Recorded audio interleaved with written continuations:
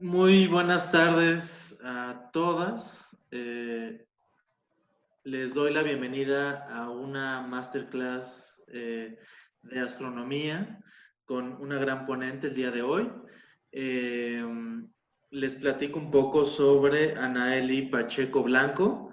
Es divulgadora de la ciencia, especialmente de temas de astrofísica. Realizó sus estudios de licenciatura en física en la UAP y de maestría en astrofísica en el INAOE. Miembro activo de la Sociedad Astronómica de Puebla, Germán Martínez Hidalgo. Eh, pues bienvenida, Anaeli, y te dejo la pantalla para hablar con tu audiencia. Hola, buenas noches, gracias por estar aquí. Voy a presentar ahora mi pantalla y entonces hoy vamos a descubrir un poco de cómo podemos observar la noche. Es una plática introductoria a cómo empezar a moverse en las cosas que podemos ver en el cielo y lamentablemente esta época, al menos no sé de dónde son ustedes, pero aquí en Puebla es una de las peores épocas para empezar a querer ver el cielo porque están las nubes, la lluvia, y aunque uno quiera salir y tenga todas las ganas, pues no vamos a poder ver nada. Entonces, para empezar, en el chat pueden ponerme qué es lo que piensan con una o dos palabras cuando escuchan la palabra astronomía.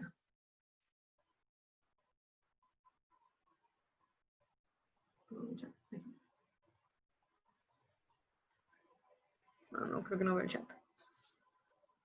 Ok, bueno, la astronomía o la astrofísica, que actualmente se utilizan los dos términos de manera como si fueran lo mismo, que no son exactamente lo mismo o no nacieron siendo lo mismo, es una parte de la ciencia que se encarga de estudiar los objetos celestes, tanto su formación, su movimiento y cómo de su formación van a ir cambiando a lo largo del tiempo, es decir, su evolución. ¿Qué utilizamos para hacer estos estudios?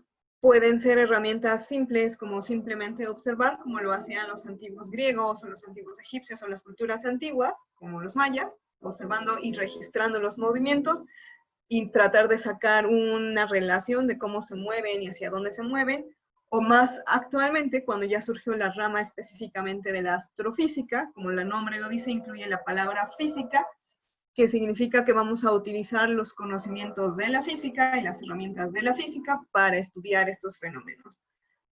Es decir, ya hay reglas, leyes, etcétera, basadas en conocimiento previo de la física.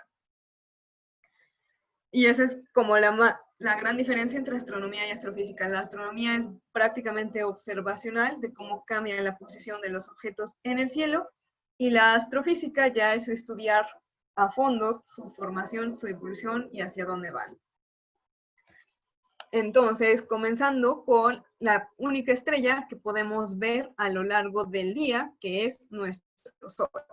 Es una estrella que, aunque nosotros le damos mucha importancia por estar tan cerca de nosotros y gracias a que permite la vida en la Tierra, comparado con otras estrellas que existen en el universo, realmente el Sol es una estrella bastante pequeña y bastante promedio. Es una estrella de las que hay muchísimas en el universo, y actualmente está en boga también la búsqueda de nuevos planetas, los llamados exoplanetas, alrededor de estrellas no solo parecidas al Sol, sino diferentes al Sol, para ver cómo podría modificarse y la posibilidad de vida en estos planetas. A pesar de que el Sol es la estrella más cercana a nosotros, está suficientemente lejos de nosotros para que la luz que sale de su capa más externa, la capa visible del Sol, que nosotros le llamamos la fotosfera, la luz que sale de la fotosfera tarda alrededor de 8 minutos en llegarnos a la Tierra, que es una medida de la distancia en la que está de nosotros. Cuando en astronomía o en general escuchen la palabra año luz, aunque venga la palabra año, en realidad un año luz es una medida de distancia, porque tomamos como regla de medición la velocidad de la luz, que es lo que más rápido se mueve en el universo. Una cosa que hay que recordar siempre es que, a pesar de que el Sol es una estrella, como todas las que podemos ver, por ejemplo, en la noche, nunca hay que observar el Sol directamente, ni con el ojo solamente, o con telescopios o binoculares porque nos puede lastimar la vista. Siempre sí se puede observar el sol, pero hay que tener el equipo necesario, que son unos filtros especiales llamados filtros solares, que nos permiten observar, como en esta imagen, las zonas de actividad solar, que son unas regiones debido al movimiento de la esfera, del gas, porque todas las estrellas están formadas de un material llamado plasma, que está en constante movimiento. Y esta actividad solar la podemos ver en nuestro Sol, que es lo más cercano a nosotros, en estas manchas solares que se ven aquí más brillantes, pero también las podemos ver más oscuras, como las que están aquí arribita, porque nos indican regiones de diferente temperatura sobre la superficie del Sol. El Sol, como les mencionaba, es una estrella que es promedio en general de todas las estrellas. Hay estrellas que son más grandes y más pequeñas que el Sol. Y en este diagrama, que se le llama el diagrama HR, donde estamos relacionando la temperatura de las estrellas, que también se va a relacionar con su color, y su brillo. Nuestro Sol está en una parte de aquí en medio, aquí justamente, y hay estrellas que son más grandes y más brillantes, y estrellas que son más pequeñas y menos brillantes, pero que también son parecidas en ciertas características al Sol. La principal es que todas las estrellas y casi todo lo que está en el universo está conformado por un elemento químico, el elemento químico más simple de la tabla periódica, que es el hidrógeno. Todo prácticamente en el universo está formado de hidrógeno, y las estrellas en su interior, a lo largo de esta secuencia que nosotros le llamamos la secuencia principal, que es el periodo más largo de la vida de una estrella, es cuando en su interior, en la zona más interna de la estrella, que le llamamos el núcleo, donde la temperatura y la presión es muchísimo más alta que en la capa externa, la fotosfera, dentro de las estrellas se están llevando lo que llamamos las reacciones termonucleares. Debido a esta temperatura, los átomos de hidrógeno chocan y se fusionan, formando un nuevo elemento que es el helio. La mayor parte de la etapa de la vida de una estrella, que es la secuencia principal, van a hacer este proceso en su interior, transformar el hidrógeno en el núcleo a helio. Después, según la masa de las estrellas, pueden seguir evolucionando, y ahora, en vez de convertir el hidrógeno al helio en el interior, van a convertir el helio en otros elementos como el carbono, el oxígeno, y hay una secuencia de esta formación de material dentro de las estrellas. El elemento químico más pesado que se puede formar dentro de las estrellas es el hierro, pero una estrella como nuestro Sol nunca va a poder formar el hierro por las cuestiones de la temperatura y la presión que se necesitan en el interior. Solamente las estrellas que son alrededor de unas 10 masas, es decir, que tienen 10 veces más material que nuestro Sol, van a poder continuar con este proceso de formar hierro en su interior. En esta secuencia principal, como les decía, las estrellas duran la mayor parte de su vida, pero al ir cambiando la estructura en su interior, la estructura química también va cambiando su estructura exterior, es decir, la vemos o menos brillante y más grande, la temperatura cambia y pasa a otro estado de evolución. Nuestra estrella, por su masa, va a terminar como lo conocemos como una nebulosa planetaria, mientras que estrellas que tienen alrededor de 10 veces la masa del Sol van a terminar su vida como estrellas tipo supernova. Pero esta evolución de las estrellas desde que nacen hasta que mueren, dependiendo de la masa, que es la característica principal que va a determinar cómo es su vida, ¿qué estaba diciendo? Sí, va a depender de su masa el tiempo de vida que tenga la estrella. Entonces, ya tenemos más o menos calculado cuántas masas solares se necesitan para ciertas etapas de la vida, y una estrella de tipo solar vive alrededor de 10.000 millones de años. Y entonces, una vez que nuestro Sol, que es la estrella más cercana a nosotros, se empieza a ocultar y llega la noche, es cuando empezamos a descubrir justamente la noche y sus secretos. Una forma que tenemos los astrónomos cuando empezamos a ubicar cosas en el cielo es empezar a conocer también los puntos cardinales, porque en el mapa que se les mandó por correo electrónico, si se dan cuenta, es un planisferio celeste donde vienen marcadas las estrellas, pero también alrededor viene un círculo con unas letras que nos están indicando las coordenadas, los puntos cardinales. Una forma de empezar a conocer los puntos cardinales es simplemente observando el Sol. Hay que ver de dónde sale el Sol y dónde se oculta, y con eso ya encontramos 2 de los 4 puntos cardinales que vamos a necesitar, el oeste y el este. El Sol lo vemos que sale del este y se oculta en el oeste, y si nosotros utilizamos estas direcciones de salida y ocultamiento, podemos encontrar ya con estos dos el norte y el sur. ¿Cómo lo hacemos? Es, una vez que yo vea de dónde sale el Sol y dónde se oculta, pongo mi mano derecha en donde se oculta, que es el oeste, y pongo mi mano izquierda donde sale el Sol, que estaría hacia el este, y entonces mi frente va a estar indicándome el sur y mi espalda me va a estar indicando el norte. Pero aquí una cosa importante a recordar es que aunque nosotros veamos este movimiento de este a oeste, en la noche también vamos a ver que todo se mueve en esta dirección de este a oeste, pero en realidad lo que estamos viendo es un reflejo del movimiento de la Tierra. Nosotros realmente los que se están moviendo somos nosotros sobre la Tierra, que está rotando sobre su propio eje para darnos el día y la noche, y entonces nosotros vemos que esta esfera, que nosotros le llamamos la esfera celeste, se está moviendo en la dirección contraria del movimiento de la Tierra. Así que la Tierra en realidad está rotando de oeste a este, pero nosotros vemos que el cielo se mueve de este a oeste. Entonces, con esta sencilla técnica de buscar el punto de salida y el punto de ocultación del Sol y ubicar el norte y el sur, ya tenemos ubicados los 4 puntos cardinales. Como les mencionaba, esto es importante porque normalmente utilizamos mapas celestes para ayudarnos a empezar en la astronomía. Actualmente con las aplicaciones que pueden descargar en el teléfono, que ya basta con apuntarlas en cierta dirección y te va a decir qué estás observando, a veces no es tan necesario ya conocer el norte, el sur, el este o el este, pero cuando necesitemos aplicarlo en un mapa, pues va a ser importante que sepamos dónde están estas direcciones. Y entonces, ¿cómo se utiliza un mapa de este tipo?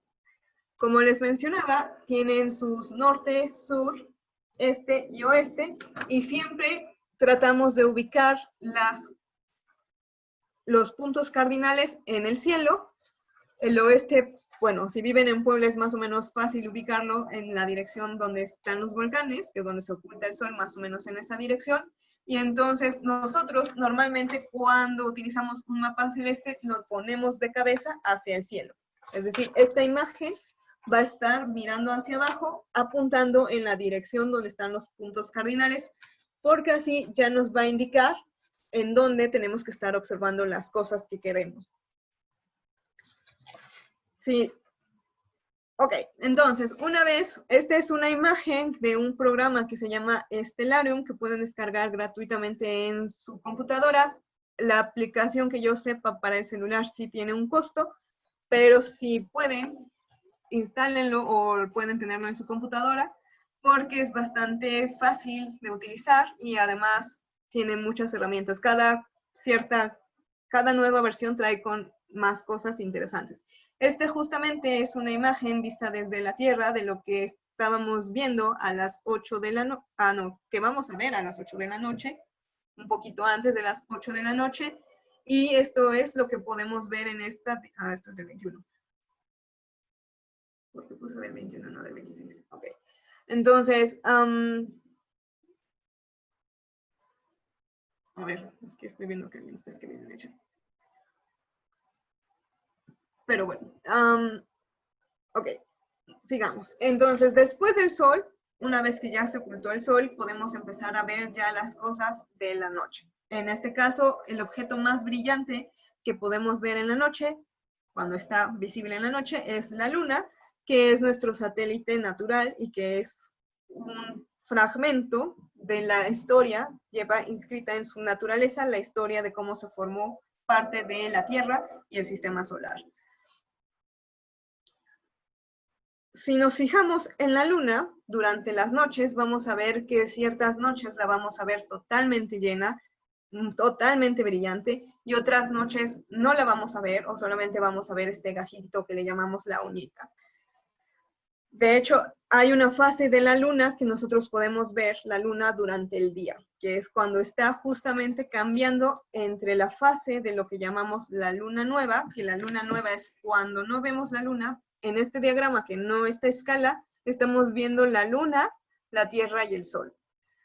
Cómo van cambiando las fases tiene que ver con el movimiento de la luna alrededor de la Tierra y cómo le va cambiando la iluminación debido al Sol. El Sol está aquí en este extremo derecho y nosotros estaríamos aquí en la Tierra y la luna estaría rotando alrededor de nosotros. Entonces, cuando la luna está justo entre la Tierra y el Sol, toda la luz le está dando en la parte trasera de la luna, cosa que nosotros ya no podemos ver la parte de enfrente, y esta es justamente la fase que llamamos luna nueva. Conforme va avanzando la luna en su movimiento alrededor de la Tierra, también va cambiando la iluminación del Sol, y entonces la siguiente fase, nada más me voy a saltar de cuartos en cuartos, es el cuarto creciente, justamente porque ahora estamos viendo una mitad de la luna iluminada por la luz del sol y la otra mitad no la vemos. Una cosa importante a recordar es que siempre vemos la misma cara de la luna. No sé si han escuchado mucho esto de la cara oculta de la luna.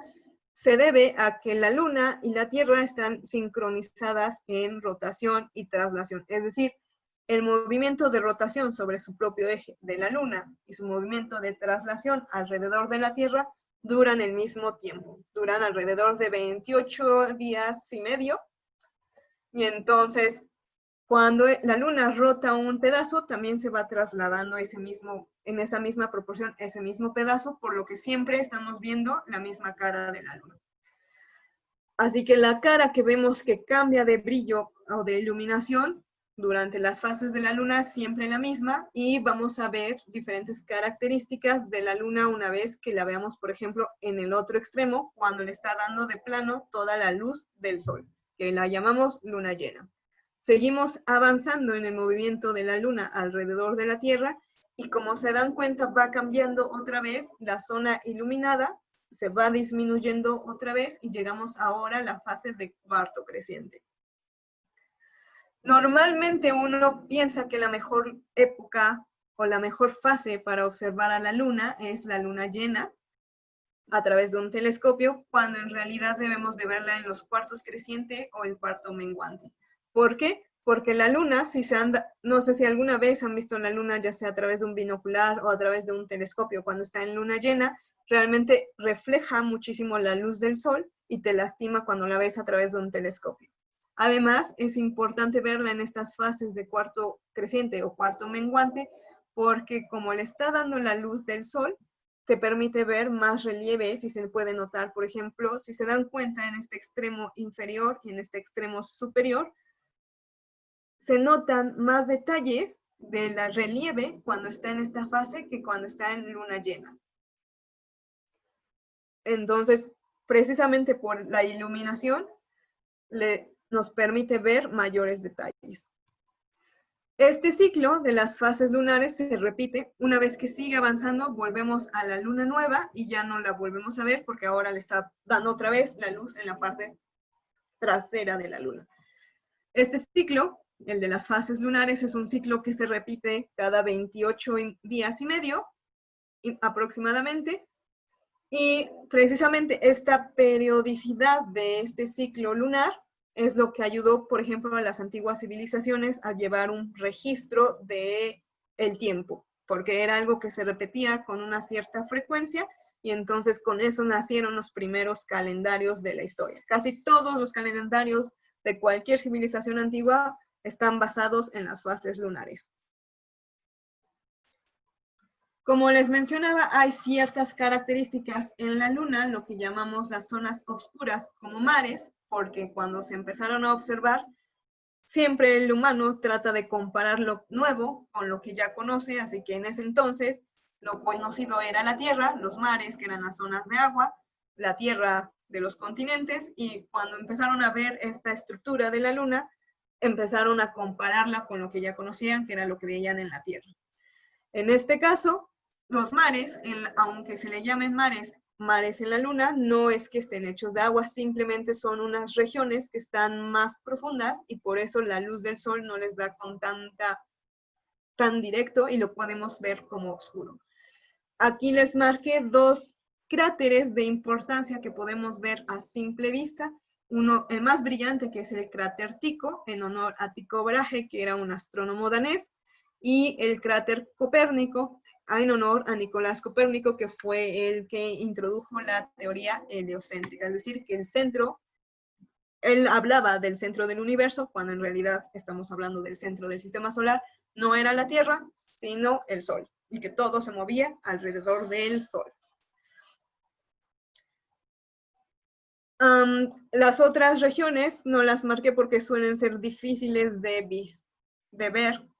Esta plática es orientada principalmente a ver cosas con lo que llamamos a simple vista, sin necesidad de telescopio o de binoculares, solamente con lo que podemos ver con nuestros ojos. Entonces, estas son las características más visibles, solamente viendo la Luna con los ojos.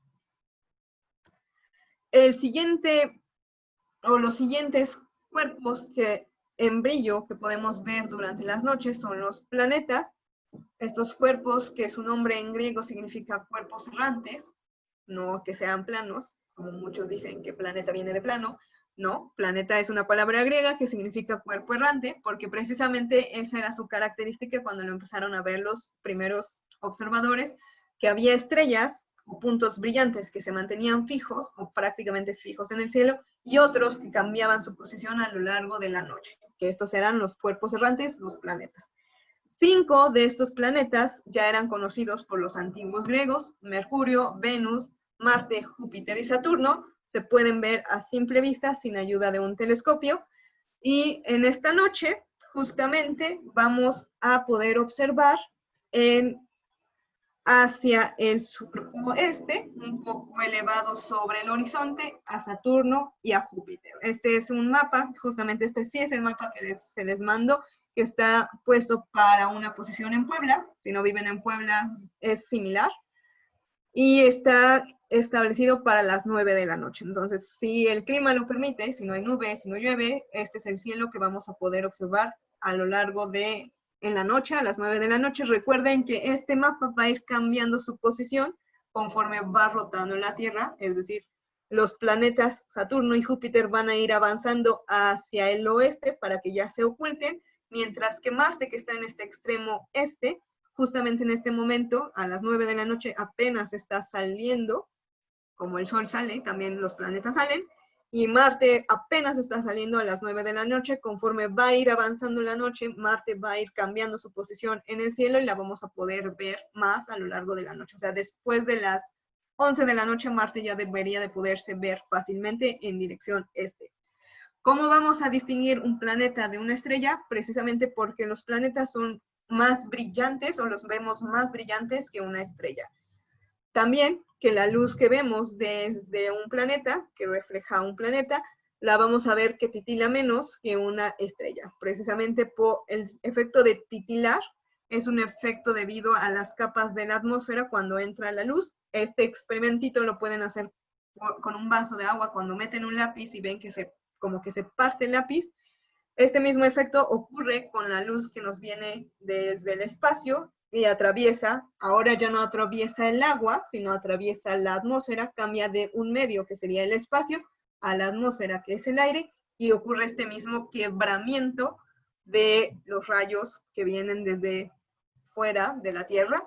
Pero aquí el problema es que hay muchas capas que tienen diferente, a pesar de que toda la atmósfera es aire, pero también hay capas de mayor temperatura, menor temperatura y mayores velocidades. Entonces vemos que en cada capa el rayo de luz va a ir cambiando de dirección y por eso parece que tiran las estrellas. Como les mencionaba, estos 5 planetas son planetas fácilmente observables sin telescopios. Los podemos ver en cualquier noche porque son objetos muy, muy brillantes. Pero hay otros planetas que se descubrieron mucho después ya con la ayuda del telescopio.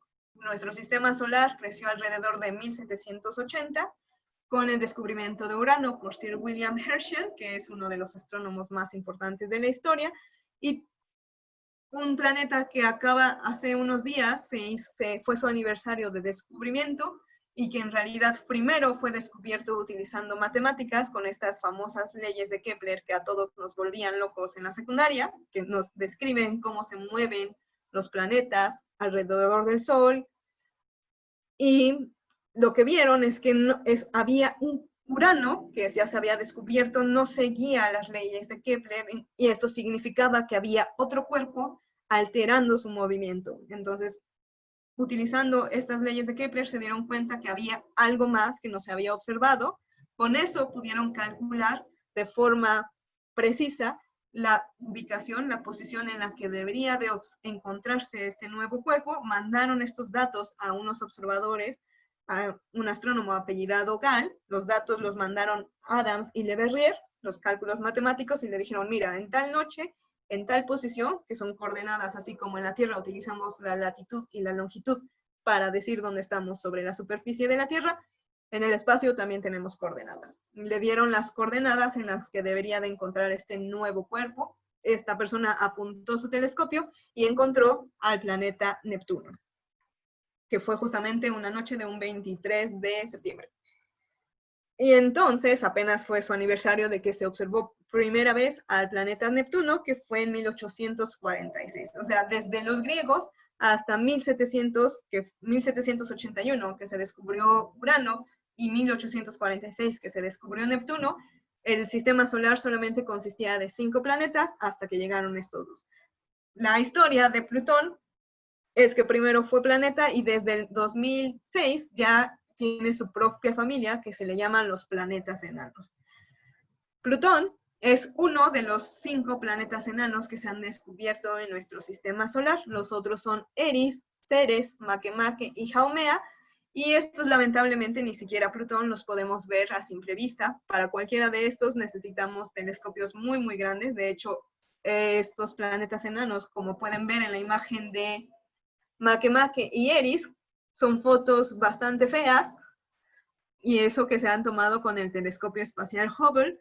Y de hecho, Haumea ni siquiera es una foto, es una ilustración artística de lo que se espera que tenga como se debe ver Haumea, porque es demasiado pequeño y está demasiado lejos de nosotros, que no refleja tanta luz del Sol y no la podemos ver tan fácilmente. Entonces, cuando hablan de que se degradó a Plutón de planeta a planeta enano, yo siempre he dicho que no, que al contrario es más especial porque además ya se encontraron otros cuerpos que son parecidos a él y tienen su propia familia. Entonces, Plutón cambió de clasificación y ahora es un planeta enano. Y bueno, después de los planetas, el siguiente punto brillante que podemos ver en el cielo son las estrellas y las figuras que nosotros utilizamos llamadas constelaciones. Las constelaciones en realidad son una forma que nosotros hemos diseñado o hemos creado para tratar de facilitarnos la vida y poder encontrar objetos menos brillantes en ciertas regiones del cielo. Es como una rejilla que se ha hecho en el universo, en el espacio, en el cielo, que podemos ver para que yo pueda decir, si quiero observar, por ejemplo, un cometa. Ahora hace unos meses estuvo muy de moda el cometa Neowise, y una forma de encontrarlo es dar la dirección en la que la observas. Conociendo la constelación, si dices, ve hacia dónde está la constelación, por ejemplo, del cisne, ya sabes que tienes que concentrar tu vista en una sola región del cielo y no en todo el cielo que puedes ver en la noche. Entonces, las constelaciones en realidad son esta forma en que se ha establecido una separación de regiones en el cielo para hacernos más fácil la ubicación de objetos menos brillantes. Y también hay que tomar en cuenta que estas constelaciones, aunque nosotros veamos que las estrellas forman estas figuras que nosotros separamos en regiones, en realidad las estrellas o los objetos que decimos que pertenecen a una constelación, en realidad no están cercanas unas a otras. Simplemente es un límite que nos da nuestra vista porque no podemos percibir la distancia tan lejana a la que están estos objetos, y solamente lo vemos en un efecto de proyección. Esto también lo pueden ver fácilmente, por ejemplo, cuando viajan en carretera y se acercan a una ciudad, ustedes solamente ven como el cúmulo de las de las luces, de los foquitos que están formando la ciudad, pero no pueden decir cuál foquito es el más cercano y cuál foquito es el más alejado, porque ya no percibimos esta separación de distancia tan lejana. En este ejemplo les estoy presentando la constelación de Orión, que la mayoría conocemos por este cinturón, que le llamamos los tres Reyes Magos, y estamos viendo un efecto de proyección en solamente 2 dimensiones para formar estas constelaciones. Aunque estas 3 estrellas que forman el cinturón de Orión pertenecen a la misma constelación, en realidad estas estrellas no necesariamente están relacionadas en el espacio de verdad. En las distancias, no necesariamente se formaron en la misma región, pueden estar a miles de años luz separadas una de la otra, pero en nosotros, desde nuestra visión de la Tierra, la vemos cercana formando esta figura. Una cosa además de que nuestros ojos están limitados para ver estas distancias de profundidad, cuando son distancias muy grandes, es que también no nos permite ver objetos muy poco brillantes, objetos más débiles. Por eso es necesario, cuando ya empezamos a conocer muy bien las constelaciones y las estrellas que podemos ver con nuestros ojos, empezar a considerar adquirir ya sea unos binoculares o un telescopio para que podamos ir un poco más allá y ver objetos que nuestros ojos, por más que conozcamos el cielo, por más que nos dediquemos a observar, es imposible que podamos ver, porque nuestra pupila, si se han dado cuenta, cuando estamos en regiones más iluminadas o cuando estamos en regiones menos iluminadas, cambia su tamaño para tratar de captar más luz. Y entonces lo que estamos buscando, ya sea con un binocular o con un telescopio, es como ampliarnos la pupila para poder observar más cantidad de luz y poder observar objetos que son menos brillantes. En el cielo, así como en la moda, también hay ciertas temporadas otoño-invierno, temporadas primavera-verano, por las constelaciones que podemos ver en las noches. Incluso también hay que tomar en cuenta que el cielo y las constelaciones que podemos ver en la noche va a depender no solo de la época del año, sino también en qué parte de la Tierra estamos. No es lo mismo el cielo que podemos ver desde el hemisferio norte, en Puebla, que estamos en el hemisferio norte, o la gente, por ejemplo, que vive en Argentina, que está en el hemisferio sur. Entonces, hay que tomar en cuenta que la esfera celeste es esta esfera imaginaria que rodea a la Tierra y que estamos limitados por la posición en la que estemos sobre la Tierra. Pero esta esfera celeste, al ir rotando también con la Tierra, nos va a ir cambiando lo que veamos, ya sea en otoño, invierno y primavera-verano. Aquí les presento la constelación de, bueno, más bien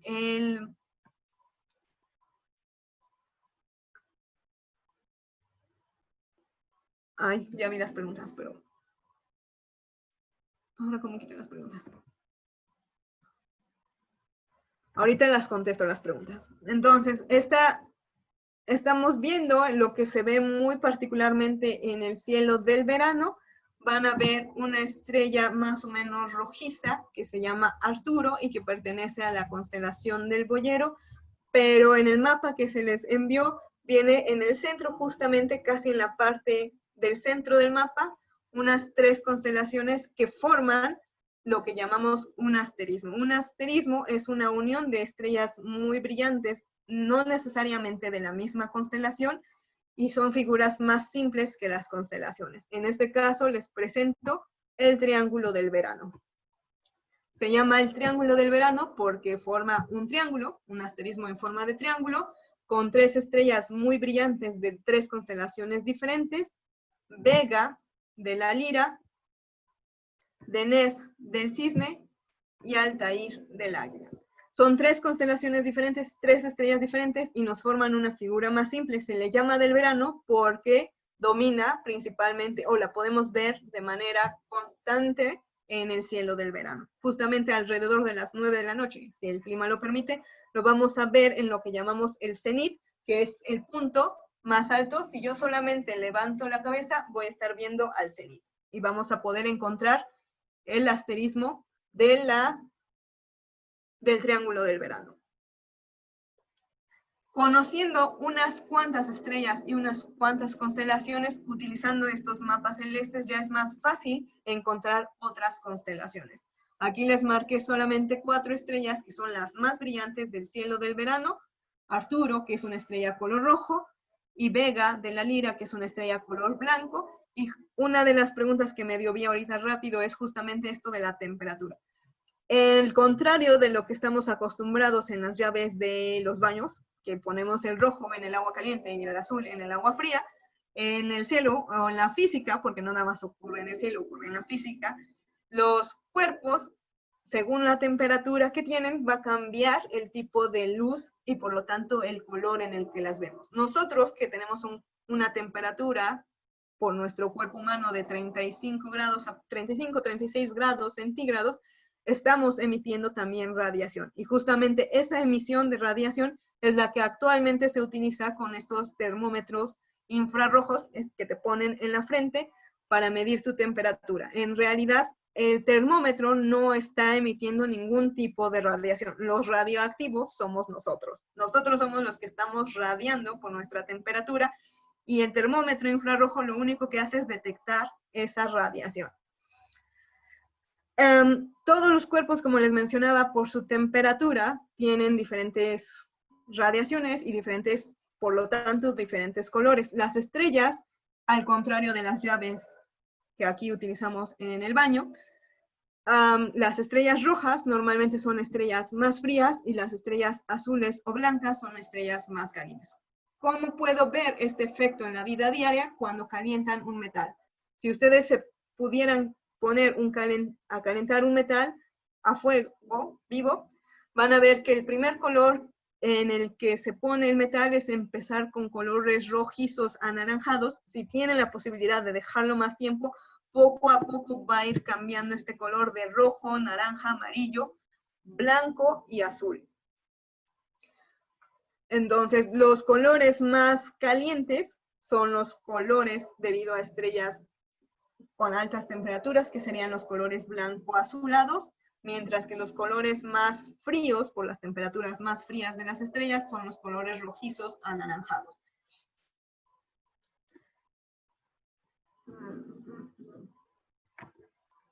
Quiero quitar esto. Okay. Entonces. Ay.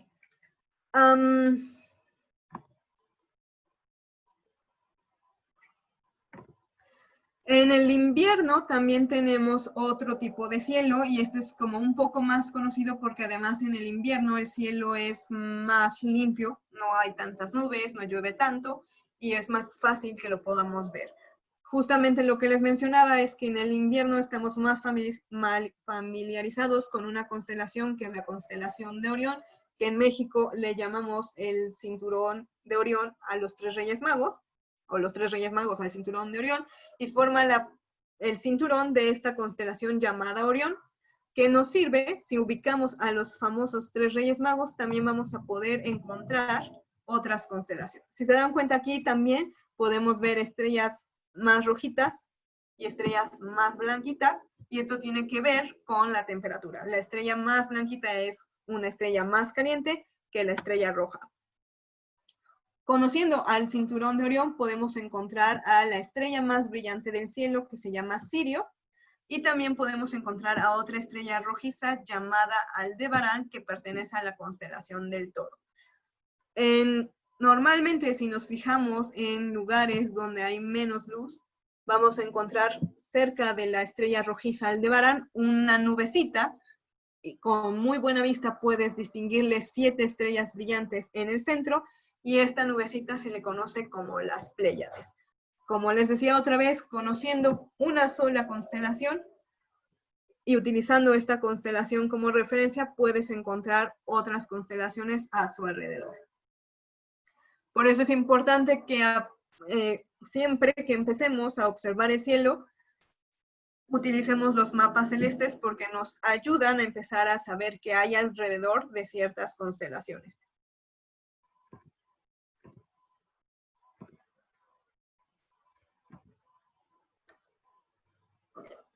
Y una estrella que es importante conocer, aunque es una estrella no muy brillante, que es la estrella polar o la estrella Polaris, que pertenece a la Osa Menor. ¿Por qué es importante la estrella polar? Porque está justamente en donde está el eje de rotación de la Tierra y nos está indicando el polo norte celeste. Esta estrella coincide, no es que esté fija en el polo norte celeste, sino que desde nuestra perspectiva, desde la Tierra, parece que cae justamente sobre el eje de rotación de la Tierra, y cuando la Tierra rota, esta estrella no se mueve, se mantiene fija en su posición. Por eso es importante, porque nos está indicando la posición del polo norte celeste. Y justamente esta característica de que la vemos que no se mueve fue muy útil para los primeros navegantes, los primeros exploradores, porque la estrella polar los ayudaba a encontrar el lugar en el que estaban. Si nosotros vemos la estrella polar y medimos la altura respecto al horizonte, la altura es cuántos grados forma un ángulo, medido en grados, de cuánto forma este ángulo desde el horizonte, que sería donde abarca tu vista, donde termina, por ejemplo, el campo, y luego la altura es qué tan alto está respecto a este horizonte, esta estrella polar, y esto ayudaba a los navegantes para saber su latitud. Precisamente porque la estrella polar cae sobre el eje de rotación de la Tierra, como este está inclinado y según la latitud en la que estés, va a cambiar la altura de la estrella polar. De esta forma, los antiguos navegantes, al medir la altura de la estrella polar, podían saber la latitud en la que estaban sobre la superficie de la Tierra. La longitud, que sería la otra coordenada que necesitarían para saber exactamente en qué parte de la Tierra están, es un proceso un poquito más difícil que en esta plática no vamos a tocar. Y las estrellas y las constelaciones, que son estas figuras que nos sirven para empezar a separar el cielo y conocerlo, son estrellas, todas las estrellas que vemos en una noche son estrellas que pertenecen a nuestra galaxia, la Vía Láctea. Pero hay muchísimas otras galaxias fuera de nuestra galaxia. La única galaxia desde el hemisferio norte, que se puede ver desde el hemisferio norte, que ya es otra galaxia, que ya no es nuestra galaxia, es la que se llama la galaxia de Andrómeda o M31, que es esta, que a lo mejor una cosa que puede ser un poco desilusionante al principio cuando empieza uno a observar a través de binoculares o de telescopios de estos comerciales, es que uno se imagina las fotos que ve en las revistas de astronomía de Saturno, por ejemplo, de Júpiter, de la galaxia de Andrómeda, pero normalmente se nos olvida que esas fotografías fueron tomadas con telescopios muy grandes o telescopios que están en el espacio y que llevan mucho tiempo. Como les decía, nuestro ojo tiene esta pupila que abre y crece o se hace pequeña según la cantidad de luz, pero una desventaja que tiene nuestro ojo es que solamente ve la luz que recibe en ese momento. No es capaz de ir acumulando la luz como en una fotografía que tomamos con nuestro celular, que lo que hace es acumular esta luz y puede tomar fotos de objetos menos brillantes. Entonces, todas estas fotografías que vemos en estas revistas es porque utilizaron esta propiedad de los telescopios, que además de que les permiten captar más luz, les permite con la cámara acumular este tipo de luz para ver más estructuras, más cosas que nuestro ojo, que nada más percibe estos ciertos, llamémosle flashazos de luz, no nos permiten ver. Entonces, a simple vista puede parecer poco apantallante la galaxia de Andrómeda, porque la vamos a ver solamente como una nubecita muy alargada y a veces se le ve un puntito brillante más o menos en el centro, pero o al menos lo que a mí me emociona siempre que veo la galaxia de Andrómeda, aunque nada más sea una nubecita y que cada vez es más difícil de ver por tanta luz que hay en la ciudad, es que esta galaxia ya es una galaxia que está a miles de años luz de nosotros y que aún así la podemos ver solamente con nuestros ojos. No con los detalles que nos gustaría, pero es algo que está más allá de lo que cualquiera se puede imaginar. En el hemisferio sur tienen un poquito más de suerte porque pueden ver dos galaxias que son, aunque no son tan grandes como la galaxia de Andrómeda, se ven más grandes porque están más cerca de nosotros, porque son galaxias enanas, son muy pequeñas, pero están muy cerca de nuestra galaxia, la Vía Láctea, y son galaxias satélites de nuestra galaxia, la pequeña nube de Magallanes y la gran nube de Magallanes.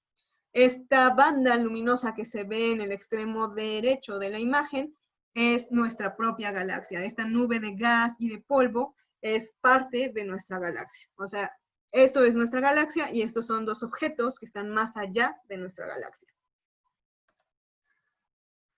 Y ahora vamos a hablar un poco de los grandes enemigos del astrónomo, que como ya medio les mencioné, las nubes son uno, la lluvia, que normalmente vienen acompañando a las nubes, y la luz de las ciudades. Este es un mapa del proyecto Dark Side Finder, donde lo que están midiendo es qué tan brillante es el cielo. Si ustedes salen y ven el cielo y lo ven de un color que no sea negro o azul oscuro, si lo ven medio naranja, medio blanquecino, medio amarillento, es que están viendo contaminación lumínica.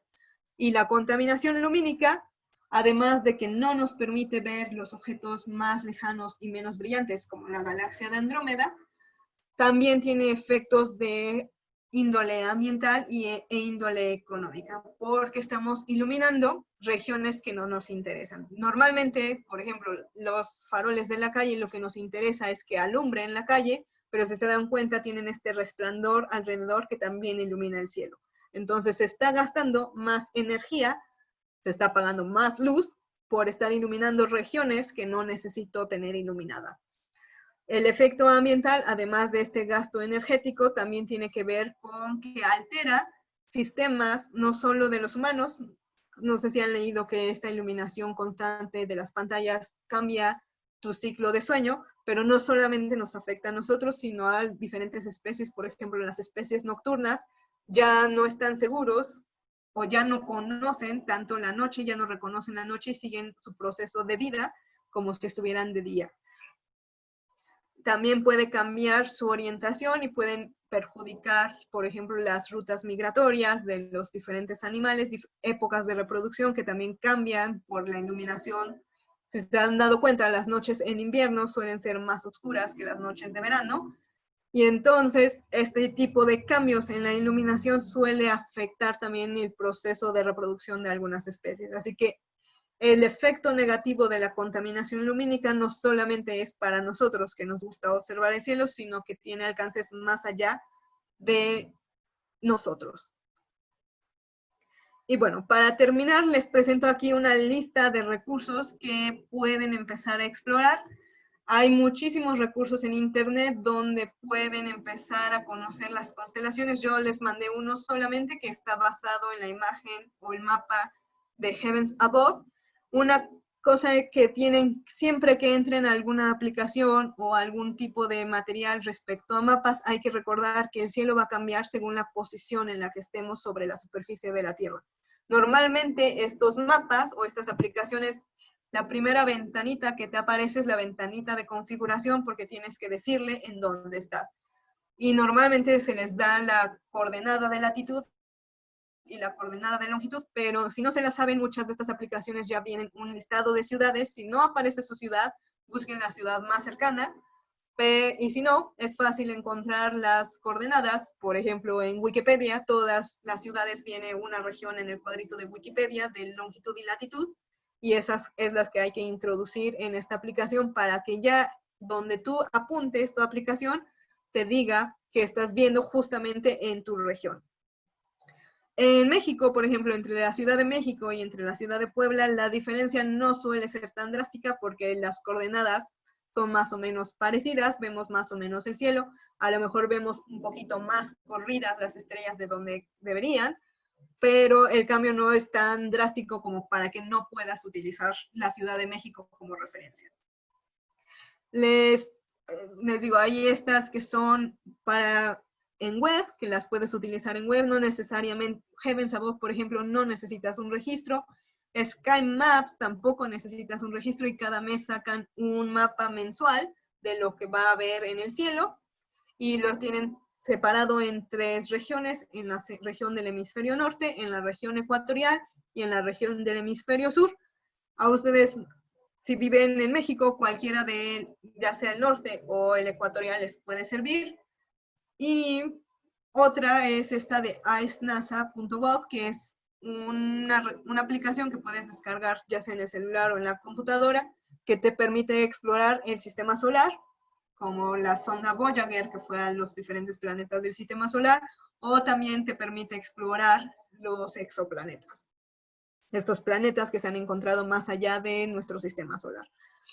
El Sky Map de Google, hay muchísimas aplicaciones para el teléfono ahora, pero el que yo más conozco es el Sky Map de Google, que lo descargas, otra vez tienes que darle la posición en la que estás y literalmente tú nada más apuntas, una vez que ya le diste las coordenadas, ya nada más apuntas en dónde está y te va diciendo qué estás viendo y cómo se llama y a qué constelación pertenece, etcétera, etcétera.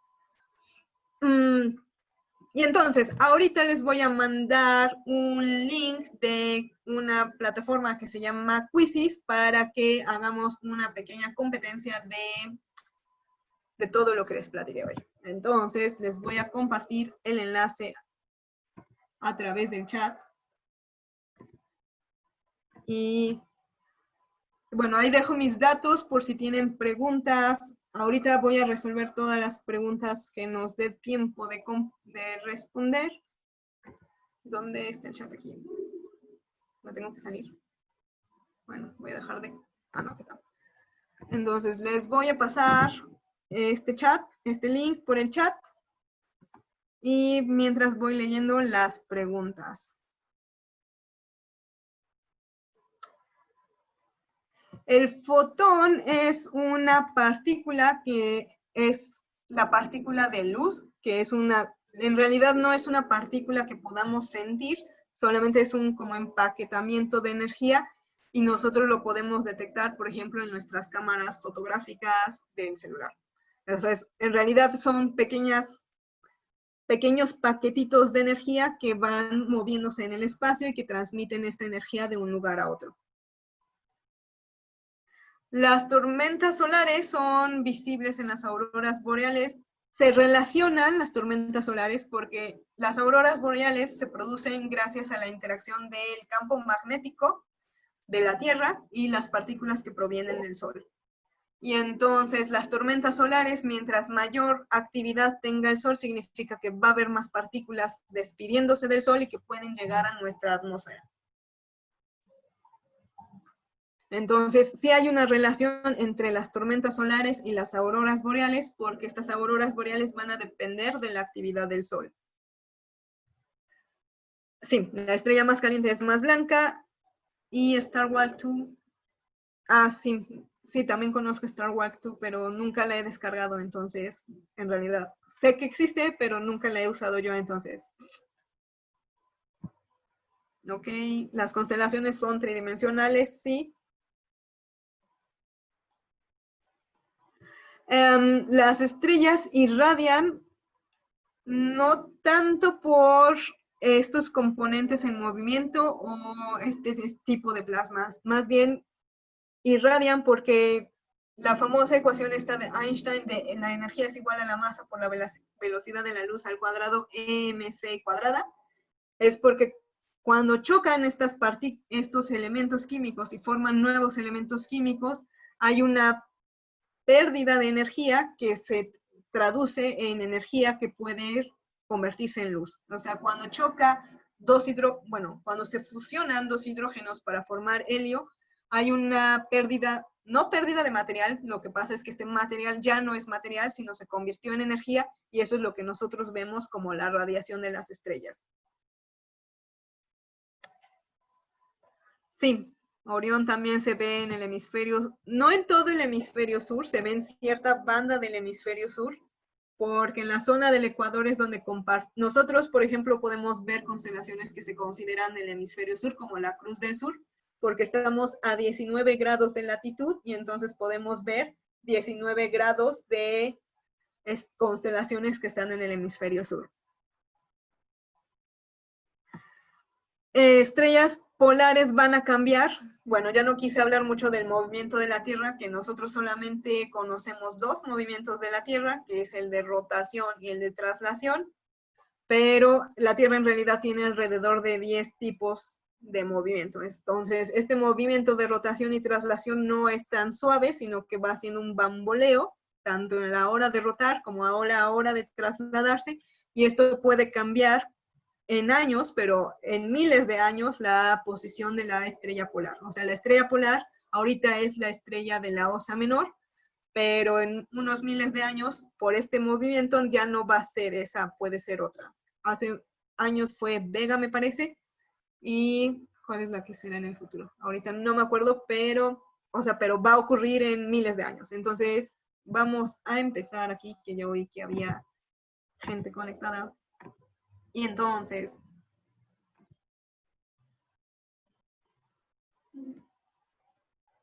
no sé si me está conectando. Son preguntas que espero puedan contestar, que son de este tema.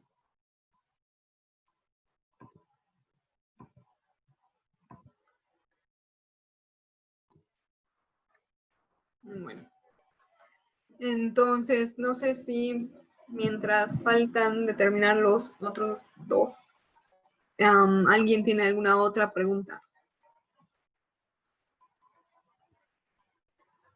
Creo que ya he contestado todas las que había en el chat.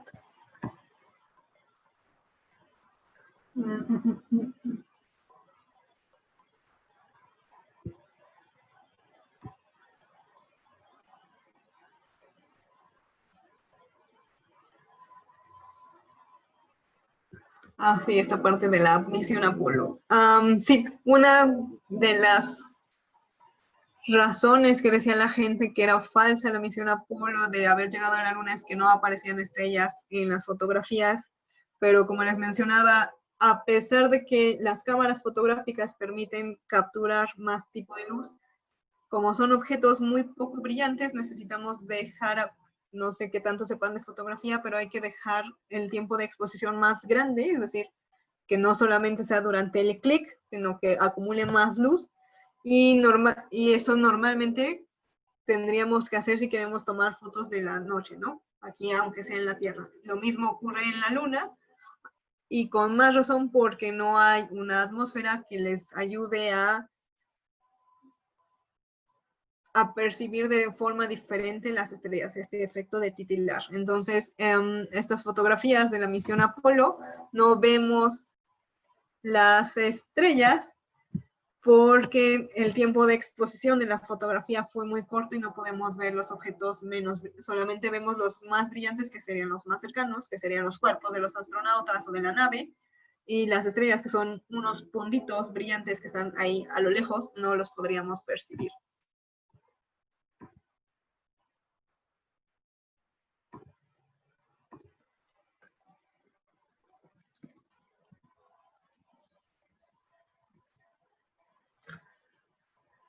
Muy bien, entonces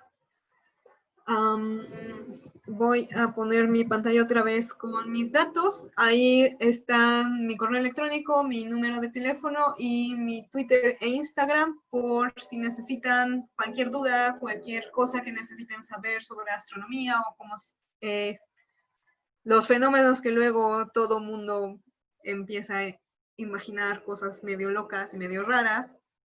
Si necesitan que alguien les resuelva ciertas dudas respecto a esas cosas que luego oímos en las redes principalmente, no duden en acercarse a mí, y cualquier cosa, pues aquí sigo. Si tienen alguna duda, algún comentario. Voy a dejar de compartir pantalla para que nos veamos todos nada más.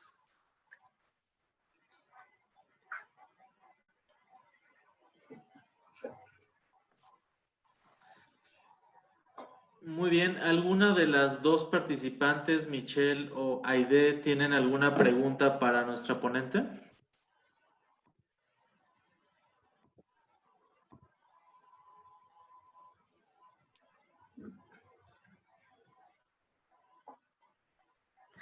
Entonces, lamentablemente ahorita veo que hay mucha nube y mucha lluvia. No te preocupes, Michelle, si tienes más, aprovechan los 15 minutos que quedan.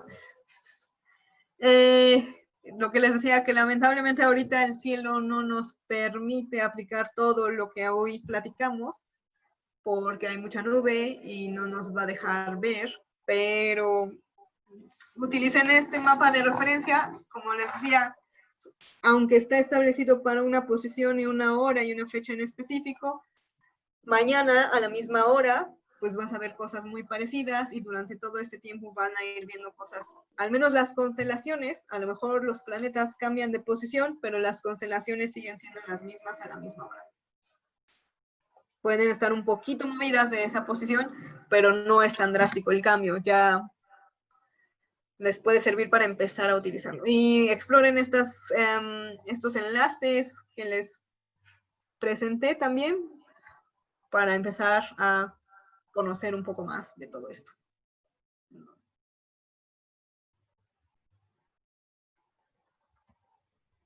No sé si alguien más tenga alguna pregunta. Muy bien, yo creo que con esto concluimos. Tienen tus datos y pues te quiero agradecer muchísimo, Anaeli, por estar el día de hoy en Quasarway Labs y muchas gracias a nuestras dos participantes por estar con nosotros en vivo y pues les agradezco mucho y pues que pasen muy buena noche. Gracias y buenas noches.